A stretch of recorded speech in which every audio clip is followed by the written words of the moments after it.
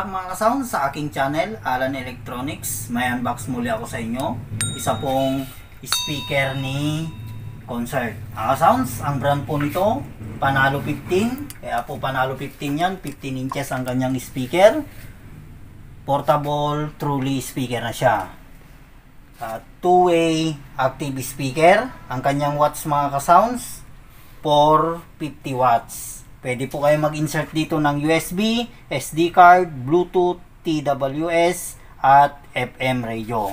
At pwede rin po tayo mag-connect dito ng gitara, wired microphone, rechargeable, battery na po siya. At may free po siyang dalawang wireless microphone. May remote din yan mga ka-sounds. Dito po tayo sa kanyang side. Pag bibili kayo ng ganito mga ka-sounds, kung gusto nyo pong masiguradong original yung mabibili nyong Panalo 15, dapat po hindi po mawala yung Samuni Venture Corporation, Pasay City, Philippines. At yung kanyang serial number mga ka-sounds, dapat po meron yan dito sa box at doon sa mismong unit niya. Dapat parehas po yung kanyang number para hindi po tayo mapeke.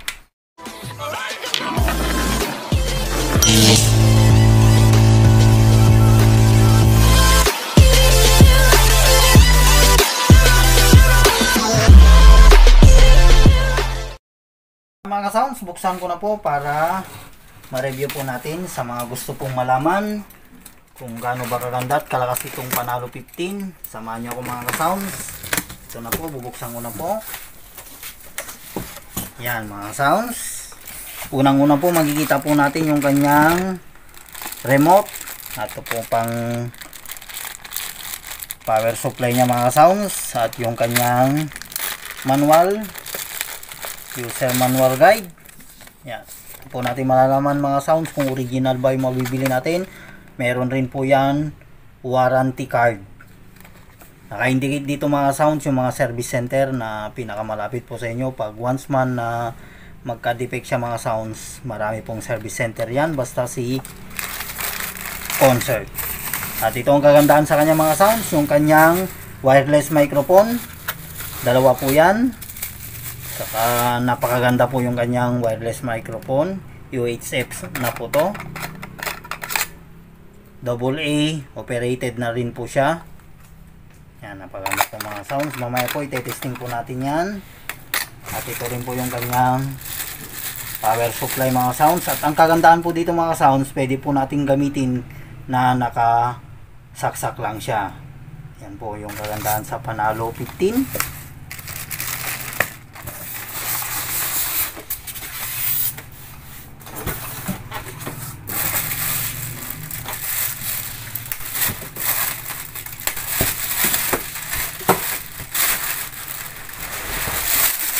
Sounds, may kabibatan po yung speaker na to.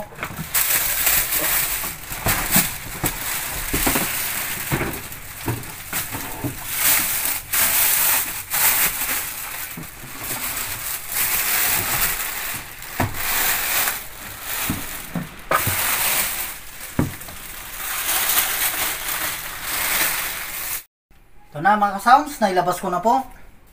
Ito po yung kanyang 15 inches speaker. Napakasimple lang po ng kanyang design, pero napakalakas nito mga ka-sounds. At ang kanyang box, plastic molded mga ka-sounds. Matibay pong plastic molded to, basta gawa po ni Concert. Ito po yung kanyang side. Dito po natin pwedeng ilagay yung kanyang pring microphone. Ito mga sounds, napakaganda po pag may ganito. Yun na po problema yung kanyang microphone. Dito po tayo sa kanyang likuran mga sounds. Ito po, napakaganda po ng kanyang likod. Po kaya tinawag kong trolley yan. Meron po siyang hawakan dito. At ito rin mga sounds, yung handle niya sa taas. Dito naman po tayo sa mismong amplifier niya. I-power on ko lang mga sounds para makita po natin tong LED display niya. Sounds, yung digital display na po yan. Unahin ko pong i-review sa inyo itong kanyang input. So, pindutin lang po natin itong mga sounds pag mag-Bluetooth tayo, mag-FM radio. Yung post play niya, previous, next, repeat, at yung mic priority mga sounds. Kung gusto nyo po yung mic nyo ang priority, pindutin nyo lang po yan, may on off. At ito naman yung insert nya sa USB at micro SD card. Ito mga sounds. At yung kanyang master volume. To mag-function yan mga sounds. Pag pihitin nyo yan, yan po ang kagandaan nya. Function po yan. At may auxiliary in din po dito. Pwede po tayo mag-connect dito. At ito naman yung kanyang treble, yung bass. Yan mga sounds. Pag pindutin nyo po yan, mag-function po dun sa kanyang LED display nya. At ito naman yung kanyang mic volume, mic treble, at yung kanyang mic bass, mic echo, repeat, at may delay, saka yung kanyang guitar volume. At ang kagandahan sa kanya mga sounds, digital 5-band graphic equalizer na rin po yan. Napakaganda po. Dito po natin may adjust yan kung anong pong gusto nating tunog nya. At ito naman yung kanyang input ng microphone XLR mga sounds. Meron po siyang connection ng XLR sa mic. At ang kagandahan rin mga sounds, meron po siyang feedback reducer. Ito po yan. Saka ito na rin po yung insertan niya ng mic.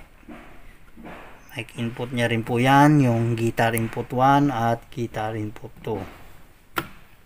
Saka ang kagandahan rin mga sounds, pwede po kayong mag-connect sa 12 volts battery. Ito po may 12 volts po siya. Pag malobat po, pwede po natin siya i-connect sa 12 volts kung kinakailangan. At yung kanyang DC 15 volt mga sounds. Pag mawala po yung kanyang charger mga sounds, dapat po ang mabibili nyo DC 15 volts. Yan mga sounds. Ito po may gulong po yan. At saka pwede rin po natin yan i-connect sa stand. May butas yan mga sounds sa ilalim. Yan. Po natin siya ilagay sa stand. So mga sounds, para may testing ko po itong mic, lagyan ko na po ng battery yan, AA. Sa mga gustong malaman kung gaano ba kaganda ang mic ni Concert. Yan, makikita rin po natin yung kanyang bar dyan kung malulobat na po yung ating battery. Low. Yan mga sounds, napakaganda po ng kanyang mic. Po, napaka-echo. Yan. Low, mic test. Sound check. 1, 2, 1, 2. Ito mga sounds, napakaganda po pang video okay nito. Low. Ito mga sounds, dito rin po makikita natin kung nalulobat ng ating speaker. May bar po yan dyan. Yan, ganito po kaganda yung kanyang mic. Kahit medyo po malayo, malakas po yung kanyang pickup. Mga sounds, insert na po ako ng USB para matesting po natin itong speaker kung gaano po siya kaganda tumunog. Play ko lang mga sounds.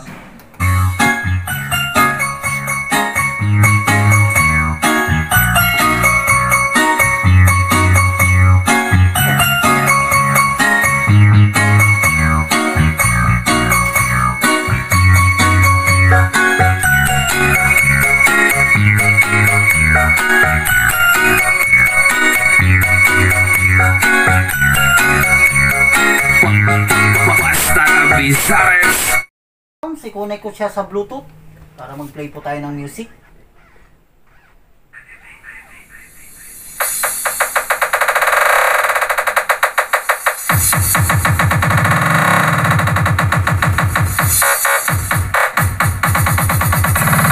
DJ Christian live in the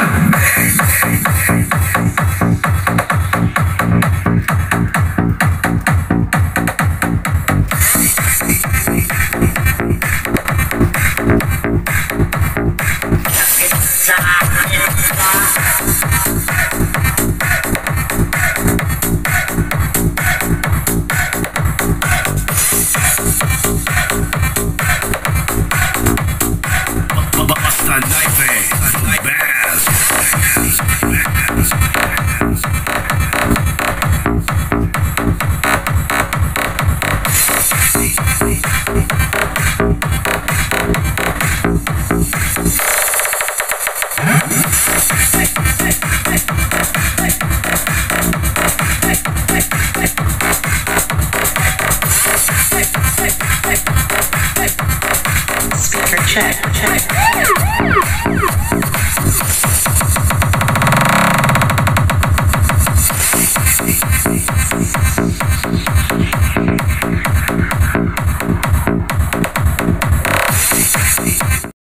mga sounds, na sound check na po natin. Napakasulit din po nitong Concert Panalo 15. Sa mga gusto naman pong malaman kung magkano po ang bentahan namin nitong mga sounds, base lang po dito sa aming istoryan, 9,000. At mga sounds, hanggang dito na lang po ang aking video. Maraming salamat din po sa mga solid ko pong viewers dyan at sa mga bago pong viewers. Kung gusto nyo pong ma-update sa mga bago ko pang i-upload, huwag nyo pong kalimutang mag-like, subscribe at i-click nyo na rin ang bell icons para ma-update kayo sa mga bago ko pang i-upload.